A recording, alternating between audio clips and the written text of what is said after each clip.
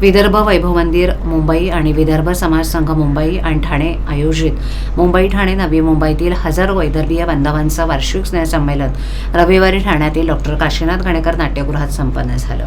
या संमेलनात परिवहन मंत्री विदर्भभूषण प्रताप सरनाईक यांचा सत्कार तसंच विदर्भ उद्योगश्री पुरस्कार योगेश पाटील यांना प्रदान करण्यात आला. या कार्यक्रमाला मोठ्या संख्येनं वैदर्भीय बांधवांनी उपस्थिती लावली होती. विदर्भात नागपूर, अमरावती, चंद्रपूर, अकोला, वर्धा, बुलढाणा, यवतमाळ, भंडारा, गोंदिया, वाशिम आणि गडचिरोली या जिल्ह्यांचा समावेश होतो. नोकरी व्यवसायानिमित्त तसंच राजकीय सामाजिक क्षेत्रात विदर्भातील अनेक जण मुंबई ठाणे तसंच नवी मुंबई परिसरात वास्तव्यास आहेत. या तमाम वैदर्भीय बांधवांना एकत्र करून त्यांच्याशी हितगुज करण्याच्या हेतूनं वैदर्भीय बांधवांचं वार्षिक स्नेह संमेलन ठाण्यात आयोजित करण्यात आलं होतं.